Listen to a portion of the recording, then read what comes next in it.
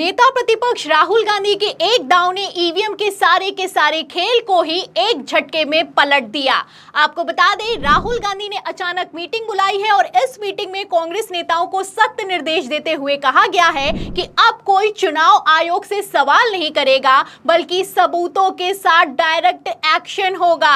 आपको बता दें, सूत्रों के हवाले से खबर ये निकलकर सामने आई है कि राहुल गांधी के हाथ ईवीएम धांधली के बड़े सबूत लगे हैं। इसके चलते तो भारतीय जनता पार्टी भी बड़ी टेंशन में दिखाई दे रही है और इतना टेंशन में दिखाई दे रही है कि गृह मंत्री अमित शाह ने अचानक आधी रात मीटिंग बुलाकर हरियाणा के शपथ ग्रहण समारोह को ही टाल दिया है। जी हां, शपथ ग्रहण समारोह को टाल दिया गया है। वहीं दूसरी तरफ राहुल गांधी एक्शन में दिखाई दे रहे हैं। तो कैसे चुनाव आयोग अपने ही खेल में फंस गया है और गृह मंत्री अमित शाह ने बड़ा एक्शन लिया है, उस पर आएंगे। लेकिन उसके पहले राहुल गांधी की मीटिंग में क्या हुआ, खबर दिखाते हैं। खबर आप देखिए नवभारत टाइम्स की। देखिए, इसमें लिखा है कि फिलहाल चुनाव आयोग पर हमले नहीं करेगी कांग्रेस, हरियाणा रिजल्ट से बिफरी पार्टी की नई रणनीति जानिए। तो पूरी रणनीति को राहुल गांधी ने पलट दिया है। एक तरफ जहां चुनाव आयोग कह रहा है कि इनके पास कोई सबूत नहीं होता है, हमेशा सिर्फ आरोप लगाते हैं, वहीं दूसरी तरफ राहुल गांधी ने कहा है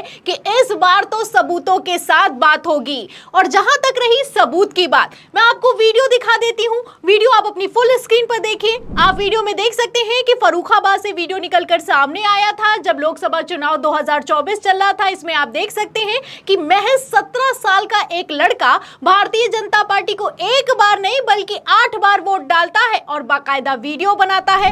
एक और वीडियो देखिए, ये वीडियो गुजरात से निकलकर सामने आया था। इसमें तो भारतीय जनता पार्टी का नेता फेसबुक लाइव करता है और फेसबुक लाइव में ये कहता हुआ भी नजर आता है कि ईवीएम मेरे बाप की है। आप देख सकते हैं कि किस तरीके से लाइव बूथ कैप्चरिंग का वीडियो निकलकर सामने आया, वो भी गुजरात से। इसके बाद दोनों जगह चुनाव आयोग ने एक्शन लिया। आपको बता दें, जो फर्रुखाबाद था वहां पर भी दोबारा से वोटिंग हुई, वोटिंग को कैंसिल कर दिया गया और गुजरात में भी वोटिंग को कैंसिल कर दिया गया। 2 लोगों को गिरफ्तार कराया गया और दोबारा से वोटिंग कराई गई। अब ये वो वीडियो है जो कि निकलकर सामने आ जाते हैं तो चुनाव आयोग एक्शन लेता है। न जाने इतने कितने वीडियो होंगे जो कि कभी निकलकर सामने ही नहीं आते हैं, फिर भी चुनाव आयोग कहता है कि इनके पास कोई सबूत नहीं है, ये लोग सिर्फ आरोप लगाते हैं। ऐसे ही कुछ वीडियो मैं आपको बता दूं, कुछ खबरें हरियाणा से भी निकलकर सामने आई हैं। हरियाणा की बात की जाए तो इस बार तो ईवीएम ही 99% चार्ज पाई गई है, वो भी एक जगह नहीं 20 जगहों से ऐसी खबरें निकलकर सामने आई हैं। आप समझ सकते हैं, 90 विधानसभा सीटें होती हैं, 46 का बहुमत होता है, 20 सीटें सरकार बना भी सकती हैं, सरकार गिरा भी सकती हैं, फिर भी चुनाव आयोग कोई पुख्ता जवाब देने के लिए तैयार नहीं है। आपको बता दें, हरियाणा की अगर बात की जाए तो चुनाव आयोग पानीपत में तो फुल एक्सपोज हो गया। यहां पर तो जब तक तीसरे राउंड की काउंटिंग चल रही थी तब तक तो कांग्रेस आगे चल रही थी, लेकिन इसके बाद नई ईवीएम आई और इस ईवीएम में 99% बैटरी चार्ज पाई गई। इस पर कांग्रेस ने आपत्ति जताई तो काउंटिंग को रोक दिया गया। लेकिन जब दोबारा से काउंटिंग खुली तो भारतीय जनता पार्टी आगे निकल गई और पानीपत के अगर नतीजों की बात की जाए तो चारों की चारों सीटें बीजेपी जीत चुकी है। अब ऐसे में आप समझ सकते हैं कि खेला कितने चरम पर चल रहा होगा, लेकिन फिर भी चुनाव आयोग मानने के लिए तैयार नहीं है। चुनाव आयोग का कहना है कि कांग्रेस ने तो लोकतंत्र का मजाक बना रखा है। ऐसा तो पहली बार हुआ है कि किसी नेशनल पार्टी ने हरियाणा चुनाव के नतीजों को मानने से इनकार कर दिया है। इनके पास कोई सबूत तो होता नहीं है, ये लोग हमेशा आरोप लगाते रहते हैं। चुनाव आयोग हमेशा यही कहता है कि इनके पास कोई ठोस सबूत नहीं है और अगर ये लोग सबूत नहीं दिखा पाएंगे तो इस बार तो हम एक्शन लेंगे। अब इसी पर राहुल गांधी ने कमान संभाली है। आपको बता दें, राहुल गांधी ने पूरी की पूरी रणनीति को ही हरियाणा विधानसभा चुनाव के बाद पलट कर रख दिया है। राहुल गांधी ने साफ कह दिया है कि अब कोई भी कांग्रेस का नेता चुनाव आयोग पर आरोप नहीं लगाएगा, बल्कि हम लोग सबूतों के साथ बात करेंगे। खबर देखिए नवभारत टाइम्स की, इसमें लिखा हुआ है कि राहुल गांधी ने जो अचानक मीटिंग बुलाई थी उसमें क्या हुआ है। देखिए इसमें लिखा है कि कांग्रेस के अंदर से ही आवाज उठने लगी कि हरियाणा में लीडरशिप की कुव्यवस्था साफ दिखी, जिस वजह से पार्टी को वहां पर हार का सामना करना पड़ा है। चुनाव परिणाम पर इसी अंदरूनी खींचतान पर कांग्रेस नेतृत्व को फिलहाल चुनाव आयोग पर सवाल उठाने से बचने को मजबूर होना पड़ा है।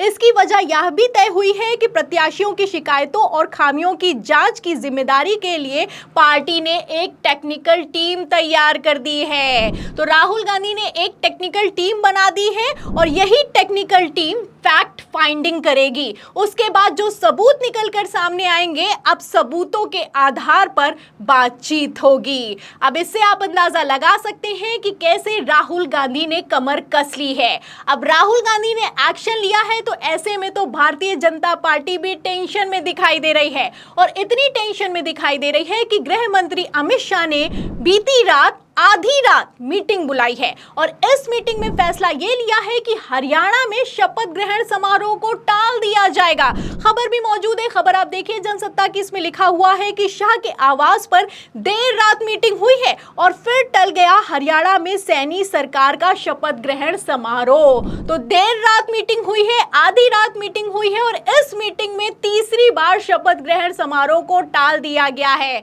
और अभी तक इसके पीछे कोई वजह भी नहीं निकलकर सामने आई है कि आखिर क्यों बार बार शपथ ग्रहण समारोह टाला जा रहा है। देखिए खबर में अंदर लिखा भी हुआ है कि हरियाणा में सैनी सरकार का शपथ ग्रहण फिर से टल गया, तीसरी बार इसे पोस्टपोन किया गया है। अब माना जा रहा है कि 17 अक्टूबर को नई सरकार का गठन होगा। पहले 12 अक्टूबर को शपथ ग्रहण होने वाला था, फिर 15 अक्टूबर को होने वाला था। अब कहा जा रहा है कि 17 अक्टूबर को समारोह का आयोजन किया जाएगा। अभी तक इस देरी का कोई कारण निकलकर सामने नहीं आया है, तो कारण तो नहीं बताया जा रहा है, लेकिन समझने वाले अपने आप में समझते हैं कि हरियाणा विधानसभा चुनाव जीतने के बाद भी भारतीय जनता पार्टी कितनी टेंशन में दिखाई दे रही है।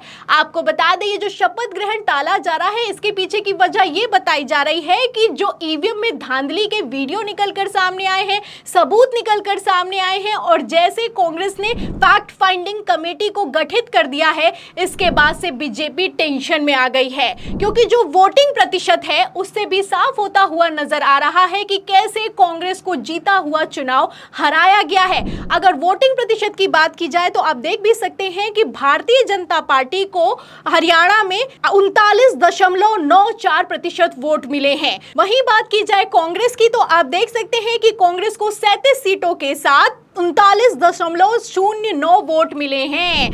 ऐसे में आप साफ देख सकते हैं कि अंतर तो सिर्फ वोटिंग प्रतिशत में 0.90 का है, लेकिन सीटों का अंतर 11 है। अब ये 11 का अंतर कहां से आ गया, सवाल तो इसी बात का खड़ा होता है। तो फिलहाल राहुल गांधी ने तो कमर कस ली है। अब ऐसे में भारतीय जनता पार्टी कितने टेंशन में दिखाई दे रही है आप देख सकते हैं। राहुल गांधी ने कह दिया है कि इस बार तो आर पार की लड़ाई होगी, क्योंकि एक लौता चुनाव नहीं है, हर बार ऐसा ही होता है। हर बार हम सबूत पेश करते हैं और चुनाव आयोग कहता है कि ये तो कोई सबूत ही नहीं है। ऐसे में अब टेक्निकल टीम का गठन होगा, सबूत इकट्ठा होंगे, फिर सबूतों के साथ बात की जाएगी।